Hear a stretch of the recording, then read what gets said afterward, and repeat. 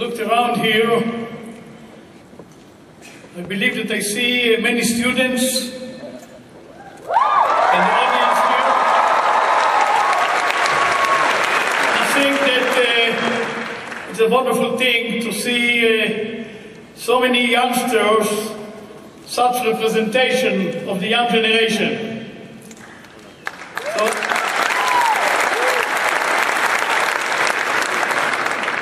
I'm glad to see you here. But I would like to tell you that we all of us in Israel will be very happy to have you there in Israel.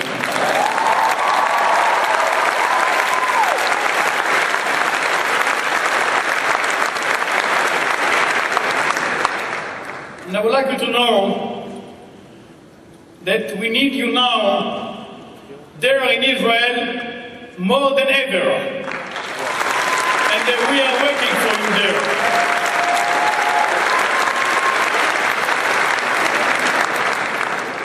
Ladies and gentlemen, friends, I came here from Jerusalem, the eternal, united and undivided of the state of Israel and the Jewish people forever and ever.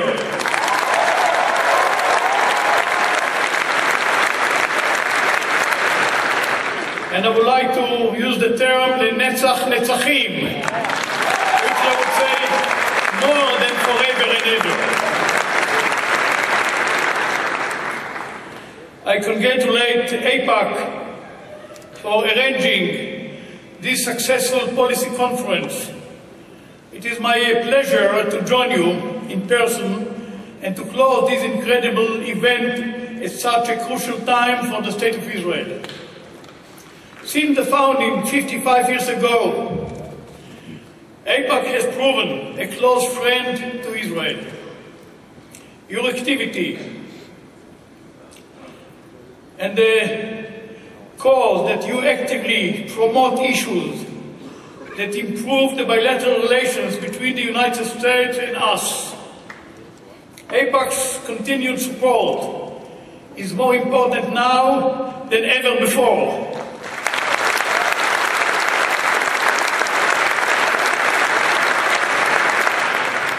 We attach great importance to the strategic and friendly relationship we have with the United States, especially the current administration.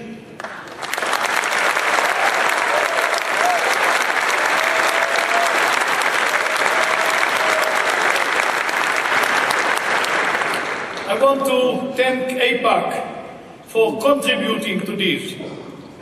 You have done tremendous work in order that we would have been able to reach this situation. Thank you for that. Over a year ago, President Bush and I reached a series of understandings that will help guarantee the future of Israel and preserve Israel's character and well-being as a Jewish state with secure and recognized borders.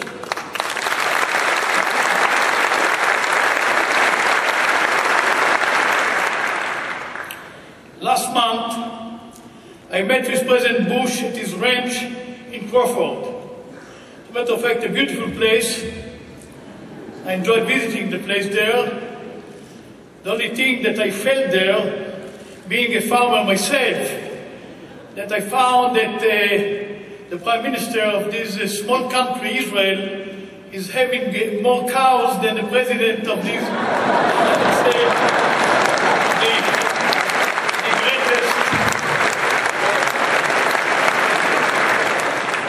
Superpower in the world. During our meeting, the President and I confirmed our understandings on strategic issues. Clearly, the relations between our two countries are stronger than ever before.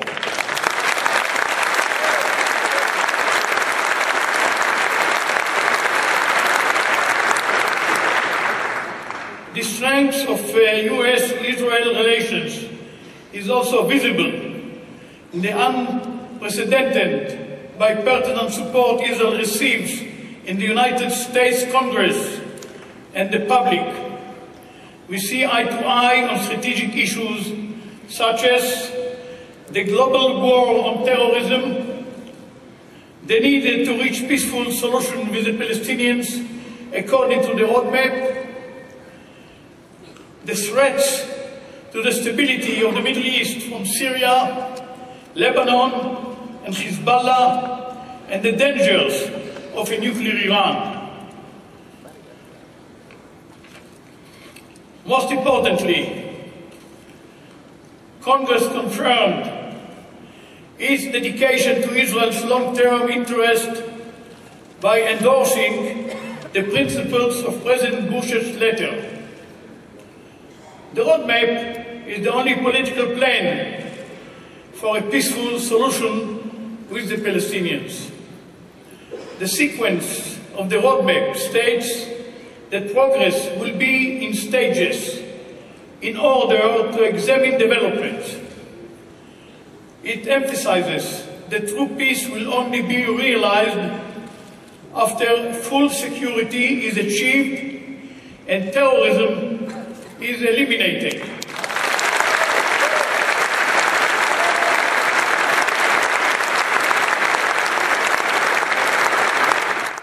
Over a year ago, in the absence of a Palestinian partner to implementing the roadmap, I initiated the disengagement plan, which was approved by the government of Israel and the Knesset, the Israeli parliament.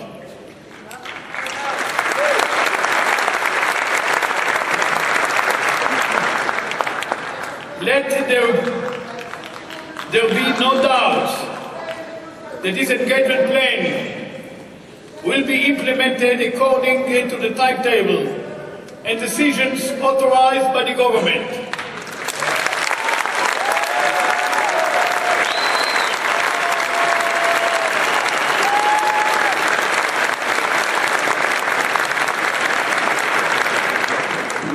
We believe this engagement will increase Israel's security and reduce friction between the Palestinians and us.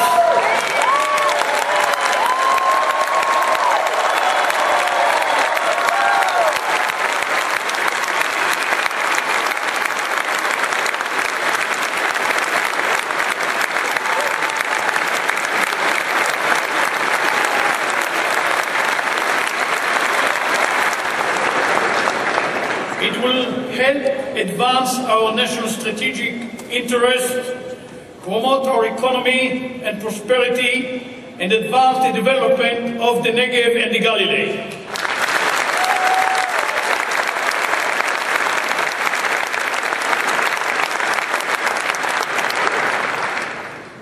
It is thanks to the disengagement that we can make certain that there will be no entry of Palestinian refugees into Israel.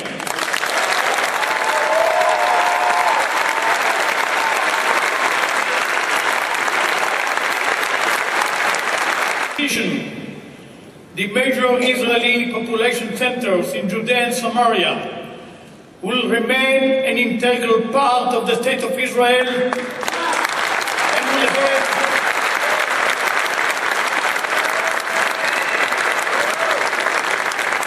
territorial contiguity with Israel in any final status agreement.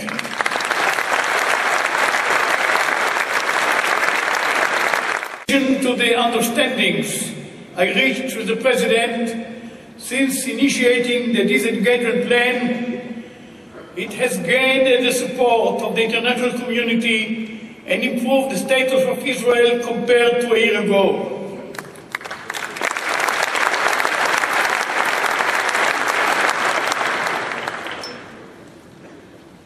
Israel is willing to coordinate elements of the plan with the new leadership of the Palestinian Authority. Challenge and coordinate the disengagement with us.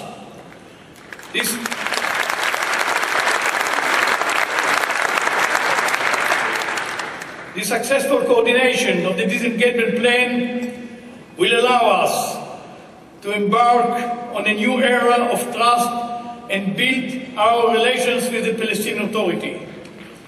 However, in this pre-roadmap phase, and we are still in the pre-roadmap phase,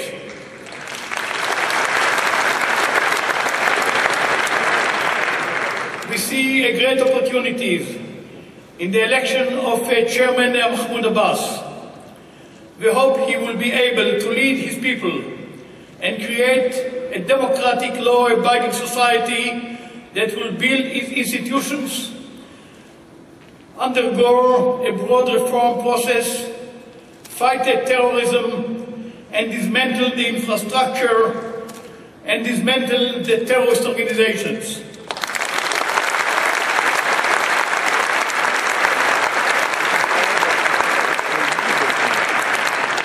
Israel does not intend to lose this opportunity.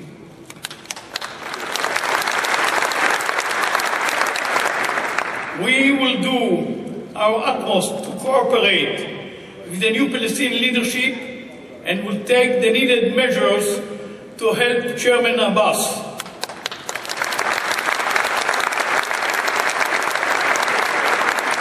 We are willing to help Chairman Abbas as much as we can, as long as we do not risk our security. That is the red line.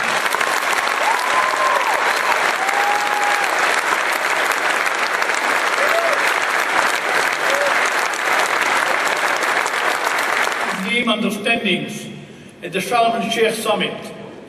Israel agreed to stop all military action in the West Bank and Gaza, provided the Palestinians stop all violence and terrorist activities against all Israelis everywhere. And we have done several things. We have released 500 prisoners. Upon my return to Israel, I will present to the government approval the release of an additional 400. Israel has transferred the security responsibility over 2 cities to the control of the Palestinian Authority and is willing to reassign more. We take steps that help the economic and humanitarian conditions of the Palestinian population. We are ready to do more. I appreciate Chairman Abbas' strategic decision to condemn violence and terrorism.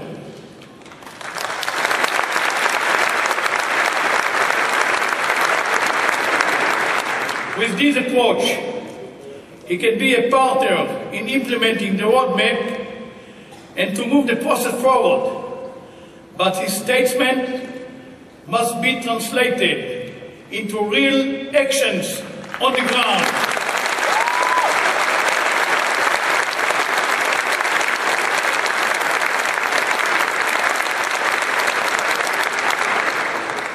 Until now, terrorist activities have not yet ceased.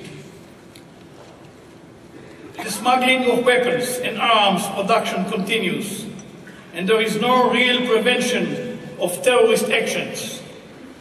The progress toward the roadmap can be achieved only after the terrorist organizations are dismantled.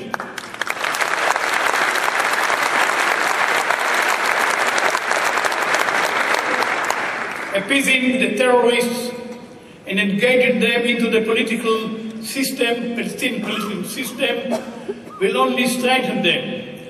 These actions will disrupt essential progress to the roadmap. It is my hope that progress toward the roadmap will be as fast as possible in order to achieve true peace in the Middle East. Israel is a peace-seeking country. I said in the past, and I say it also today, I am willing to make painful compromises for peace. I think that the entire world can now see how hard such compromises are. There is one thing on which we will not make any compromises, not now and not in the future, and that is our security.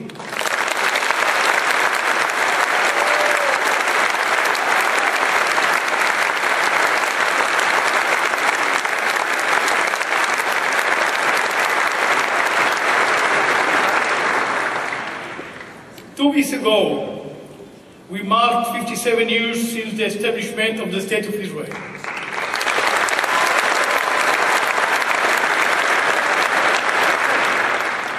In those days, President Harry Truman recognized the State of Israel in contrast to the opinion of all his advisors, and he later said, and I would like to quote it,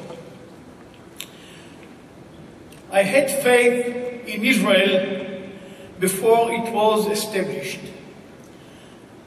I have in it now. I believe it has a glorious future before it, not just another sovereign nation, but as an embodiment of the great ideals of our civilizations." And indeed, in its short existence, Israel had reached tremendous achievements. We have brought millions of Jews, immigrants from 5 continents, who speak 82 languages, and they were all absorbed in the State of Israel. They all speak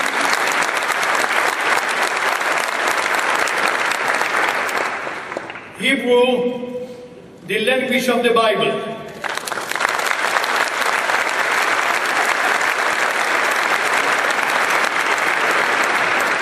That are among the best in the world.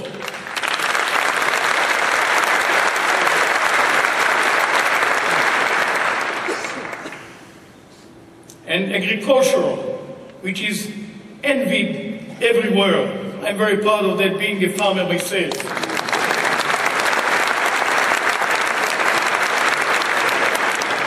We have more engineers per capita than any other country.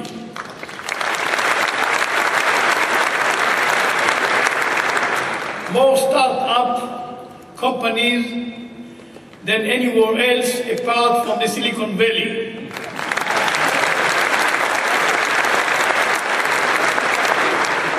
We are a part of the exclusive group of countries who launch satellites into space.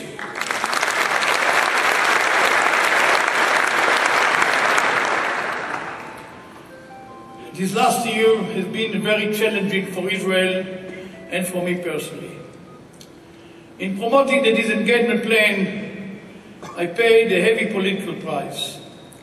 But this is where the foresight of strong leadership is realized. Strong leadership is measured by the ability to implement important processes that might initially seem unpopular, but eventually bring positive results.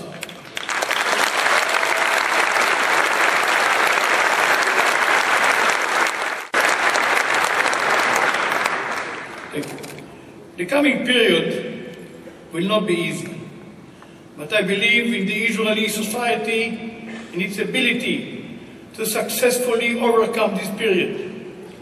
I am certain that with the determination of the Israeli public, we will be able to emerge from this experience strong and united.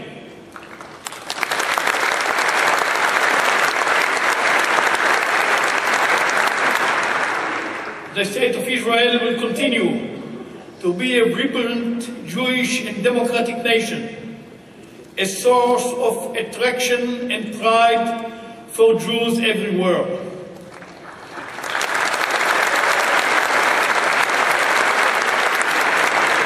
Bring many Jewish immigrants from all over the world, including North America. And please, my dear friends, start the preparations.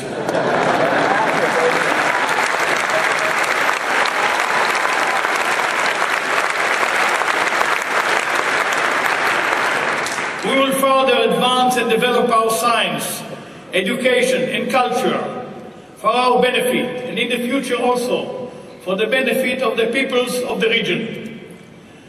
With God's help, in the future, my speeches at AIPAC's policy conference, or maybe conferences, I'm ready to come several times,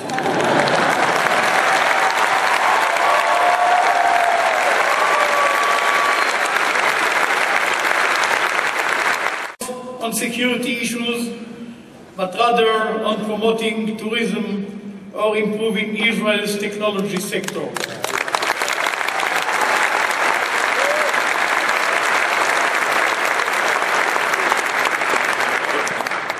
Together, as one, we will work to achieve this great goal. Thank you. Israel is grateful for your contribution and dedication. Thank you. And I'd like you to remember, we need you now more than ever. We always needed you, but now we need you more than ever. Thank you.